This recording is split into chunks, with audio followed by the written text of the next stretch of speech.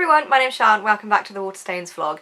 Today I am here to talk to you about The Disappearances by Emily Bain Murphy. So The Disappearances is a wonderful little strange book. I loved every second of it. I picked it up and I think I read it in about a couple of days, which is really rare for me, especially at the moment. I just couldn't put it down. I was gripped from the very first page. The characters are insanely interesting and the plot as well. Usually if I enjoy a book, it's usually because I've loved the characters and, you know, it doesn't take a lot for me to think a book is good if the characters are good. But not only did I appreciate the characters in this book, I also thought the plot and the world building was just stunning. I loved every second of it. So when Ayla's mother dies, her and her brother Miles are shipped off to live with family friends, the Cliftons, in the remote town of Stirling, a place where they've never been before when their father is shipped off to war. Stirling is Juliet's former hometown and it's a very strange place. The mother has not ever spoken to them about it, they know nothing of the town and they aren't greeted particularly well when they arrive because the town believe that their mother is to blame for something that happened many moons ago, which has caused the town to be placed under what they feel is a curse because every 7 years something goes missing. So this is actually an historical fiction novel because it's based in 1940s rural America and you can't really tell it. It's not a thick historical romance. There are definitely elements of it which you think, oh yeah. But other than that, I think the author's done a really good job of creating an atmosphere and a world where you feel immersed in it and you feel like you know the world. So like I said, I absolutely adored this novel. I don't usually tend to kind of read mystical, magical books, but this one was just perfect.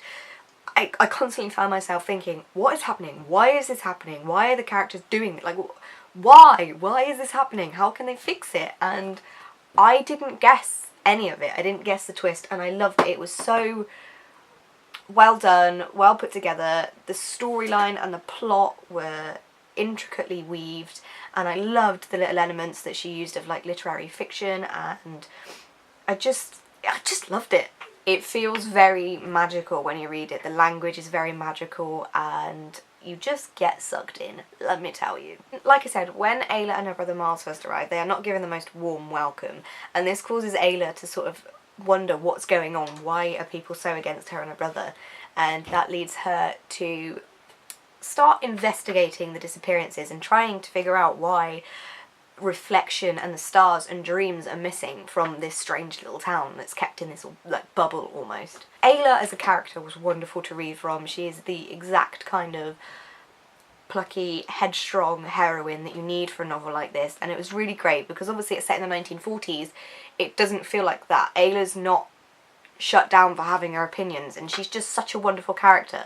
I definitely think people that have read The Girl of Ink and Stars will like this because the characters are similar and kind of the magical atmosphere as well and the little bit of adventure as well. It's very similar and although it's targeted at young adult, I definitely think it's one that can kind of bridge the gap between sort of 9 to 12 and young adult. It's that good. There's nothing in it that's sort of overwhelmingly sinister. There is obviously a small budding romance that happens throughout and I just got the warm fuzzies when I was reading it. It's so lovely and it happens so organically, which is so good for a young adult novel. It's not an insta-love, which is just so important, especially when it's a novel that's got so much other stuff going on. You don't want the romance to overshadow the plot, and it definitely didn't. It was just a nice back burner that added to the plot. It really did. It added to Ayla's character, and seeing her grow as a character as well through the romance and just to herself and realising how her mother's past was connected to her and realising that actually she didn't know as much as she thought she did about her mother was brilliant. I really love the magical elements of this book, the way that the disappearances happened and how they kind of went about trying to find things that replaced the disappearances was magic. It felt like magic, but then there was also an element of science involved, which was really good. And it's also heavily linked to literary fiction, so there's lots of references throughout that you'll kind of be like, oh, that's so smart. And I was reading it and I was genuinely like, what? This is so clever. It's one of those books. my mind was, I was honestly dumbfounded when I was reading it because I just couldn't put it down. So yeah, if you're after something that's a little bit different, a little bit strange, but steeped in magic and friendship and a little bit of adventure, then this is definitely the one for you. I can't recommend it enough.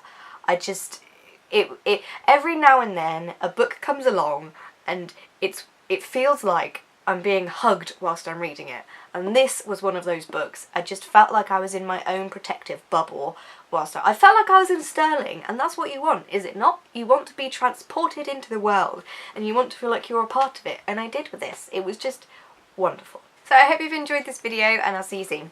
Bye!